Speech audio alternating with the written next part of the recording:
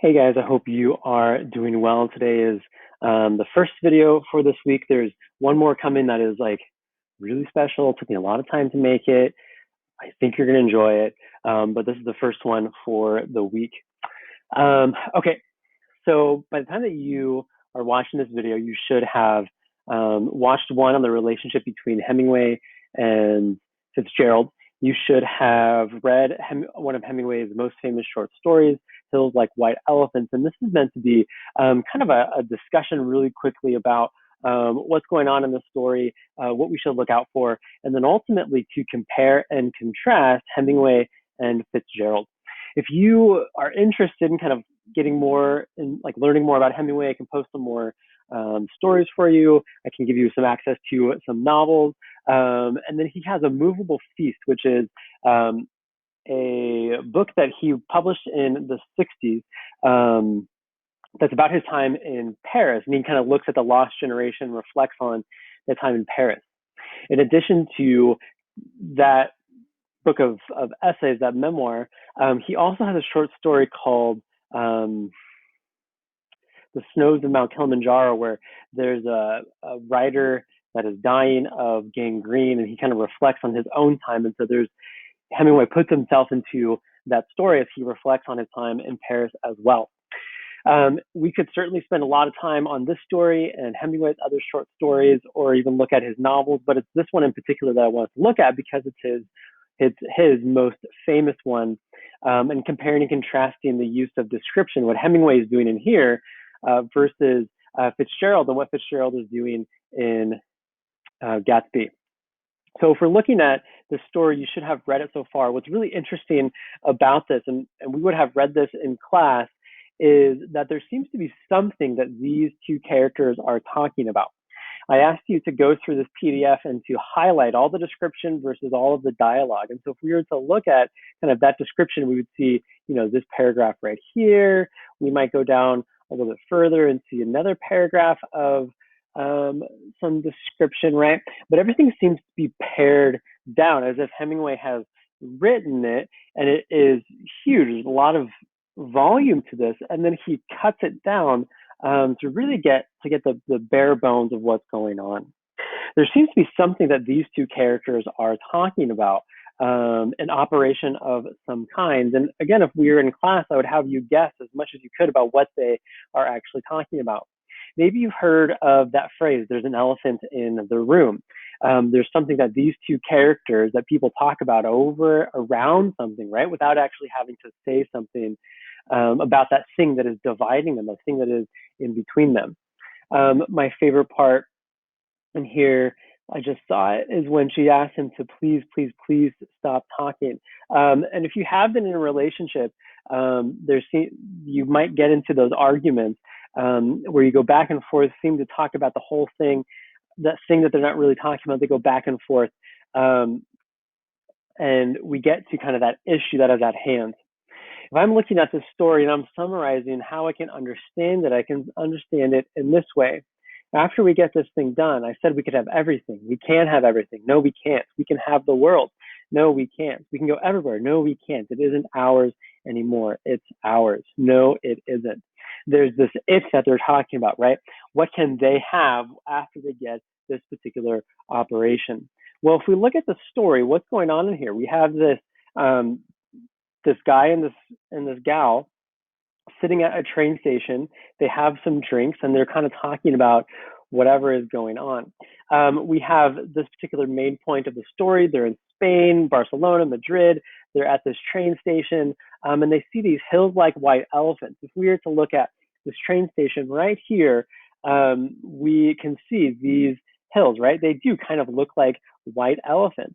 I'll post this website for you guys to look at. And if we look at those white elephants, man, they do kind of look like that, right? Well, here we have this elephant in the room. They're talking about something. So Hemingway is using this description. He's using this piece, this setting to inform how we can understand the story. We can have the whole world. No, we can't. It's not ours anymore.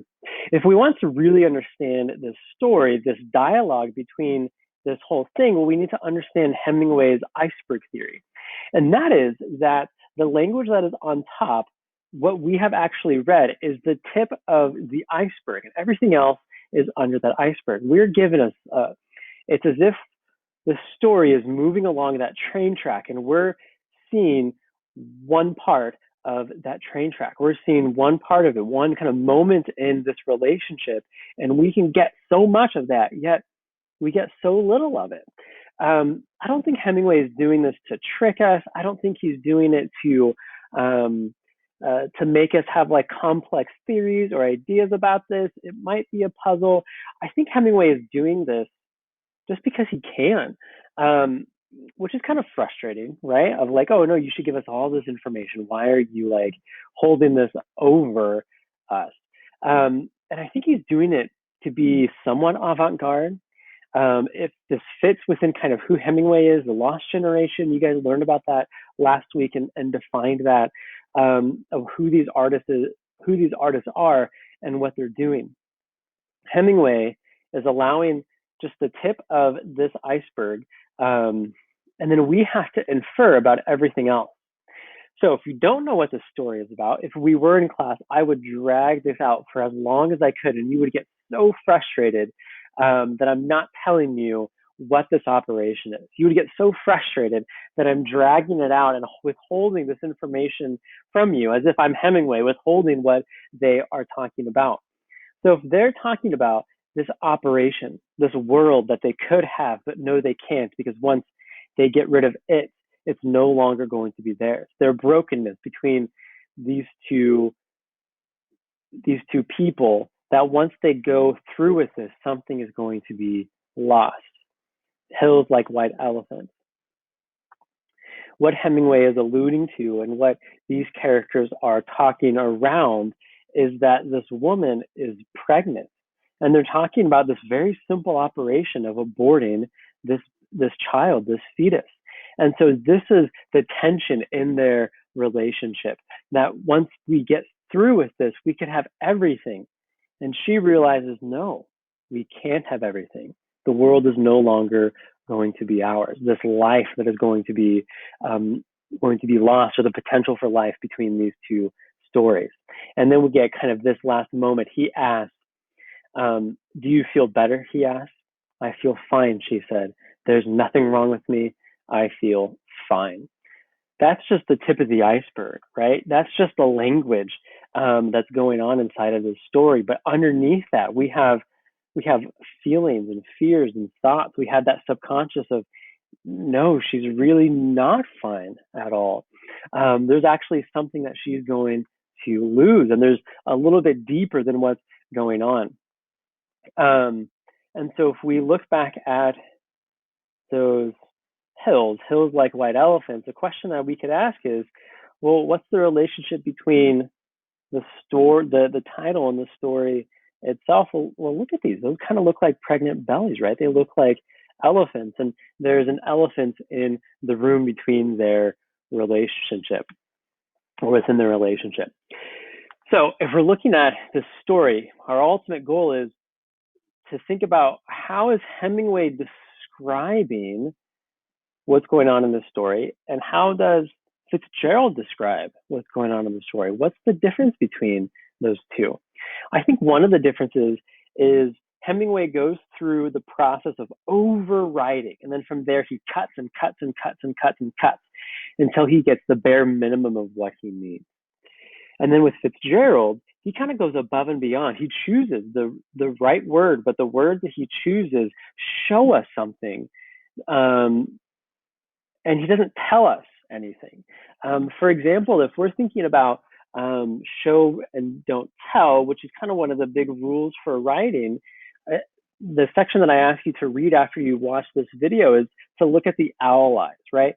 The scene where Owl Eyes, the character that Nick names, he goes through Gatsby's library, and as he's going to Gatsby's library, he sees all of these things that seem to be too perfect to suggest something, and there's some mystery there that we don't know, but it's those details that show us who Gatsby is. In both cases, the details matter. The details matter.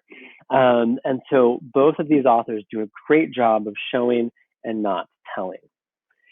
Well, my friends, that's it for today. I hope you enjoyed this short story. If you want me to share some more short stories with you, I will. I'll put some.